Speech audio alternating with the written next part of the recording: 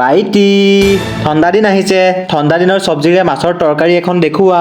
মই বোলো নিশ্চিন্ত থাকক, এইকেইদিন শয়নে সপোনে দি থাকে দিনে ৰাতিয়ে কেৱল মাছ মাংস কণী মাছ মাংস কণী। বজাৰলৈ গৈ আৰু বাইদেউ এই প্ৰকাণ্ড মাথা ডাঙৰ মাছজনীয়ে জোখক, খাম এসপ্তাহ মানলৈ গেলাই গেলাই বাপ পেকে। আজি কেজি কিমান সেইটোও সোধা নাই, মুঠতে দিয়ক আৰু। ৰুম আহি দেৰি নকৰি বোলো প্ৰকৰণ আৰম্ভ কৰো। মাছখিনিত নিমখ দি ভালকে পৰিষ্কাৰকে ধুই আকৌ পৰিমাণ মতে নিমখ আৰু হালধি দি ধুনীয়াকে সানি লৈছিলোহে, সংকেত ধ্বনি বাজিলেই নহয়। তাৰপিছত আৰু কোনে পায়, পাঠক ছাৰৰ দৰৱ পালি অধৰ চেপত ভৰাই ভাবিলো ওজনটো কমাই লেঠাটো মাৰিয়ে থওঁ। সলসলীয়াকে ওজনটো কমাই গা পা ধুই ভগৱন্তৰ শ্ৰীচৰণত নমো নমো কৰি আকৌ কেকুজেকুকে পাকঘৰলৈ সোমাইছো। এহাতে বগী কেৰাহীজনী পাতি দিছো।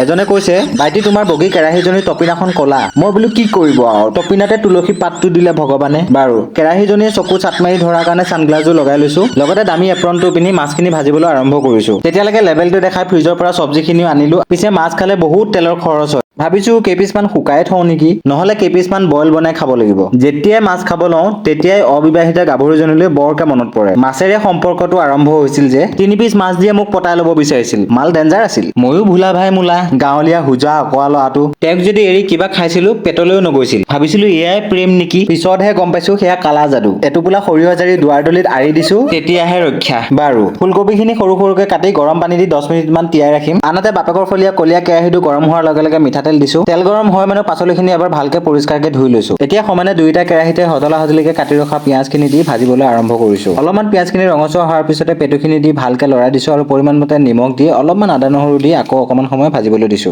আনহাতে কেইটামান গোটা জিৰা দি আকৌ ভালকে লৰাই ৰঙচুৱা হোৱাৰ পিছতে আলু আৰু ফুলকবিখিনি দি ভালকে লৰাই ঢাকনখন মাৰি আকৌ সিজিবলৈ দিছো। আনহাতে পেটুখিনিত ৰাতিয়ে অলপমান ঠাণ্ডা ভাত দি দিছো। যিহেতুকে অলপমান মাছ ভজাত তেল দিছিলো সেই হেতুকে হালধি আৰু ব্যৱহাৰ কৰা নাই। এতিয়া ফুলকবি আৰু আলুখিনি অলপমান সময় ভজা হোৱাৰ পিছতে এম সাইজৰ দুটা বিলাহী গুটিখিনি পেলাই সৰু সৰুকে কাটি দি দিছো। লগতে পৰিমাণ মতে নিমখ হালধি আৰু অলপমান আদা নহৰু দি ভালকে লৰাই ঢাকনখন মাৰি বিলাহীখিনি গলি যোৱালৈকে ভাজিবলৈ দিম। আনহাতে মোৰ মাছৰ পেটুৰ লগত ভাত ভাজিও ৰেডি হৈ গৈছে। এতিয়া মোৰ অসুস্থ কুকাৰটোত চাউলকেইটাও পাতি দিলো। আনহাতে বিলাহীও গলি গৈছে। 3টা কাঁচা পকা ভোজলোক দি পেলাই ভকভকীয়া উতলা গৰম পানী ইচ্ছামতে ঢালিছো আৰু ভকভককে উতলিবলৈ দিছো। ভকভককে উতলা অহাৰ পিছতে 2 পিচ মাছ দিছো আৰু ঢাকনখন মাৰি সিজিবলৈ দিছো। আনহাতে মোৰ নাৰ্ভৰ প্ৰব্লেম থকা কুকাৰটো চিটিটো মৰুৱাই ললো। প্ৰেছাৰৰ ঢাকন খোল খাই মানে আৰু আঞ্জাখিনি হয় মানে মাছৰ পিটিকাটো বনাই লওঁ। জলকীয়া পিঁয়াজ মিঠাতেল আৰু খৰিচা অলপমান দি পেলাই মাছটো ধুনীয়াকে পিটিকা বনাই ললো। এহাতে মাছৰ আঞ্জাও ৰেডি হৈ গৈছে। শেষত অলপমান ধনিয়া কাটি দিছো আৰু গৰমে গৰমে পৰিবেশন কৰিবলৈ লৈছো। ভাতৰ কাষতে লৈছো মাছ পিটিকা, তাৰ কাষতে লৈছো মাছৰ পেটু ভজা, এপিচ নেমু, এটা কাঁচা ভজলোক, খাল খুৱনি কৰিবলৈ এপিচ ভজা মাছ আৰু বিশালৰ বগাবাটিৰ ফুলকবি আৰু বিলাহীৰে ৰন্ধা মাছৰ আঞ্জা আৰু 1 পিচ ডাঙৰ মাছ। কেঁচা মটৰ কেইটামান দিলেতো কথাই নাছিল। পিছে দামটো শুনি এৰি থৈ আহিলো। পিছে দেখি আপোনালোকৰ খাং খাং লাগিছে নে নাই এবাৰ কমেন্ট কৰি জনাবলৈ নাপাহৰিব। ৰেচিপিটো এক্সট্ৰা অৰ্ডিনাৰী নহলেও কিন্তু খাবলৈ আল্টিমেট লাগিছে। আৰু যে এই মাছ পিটিকাটো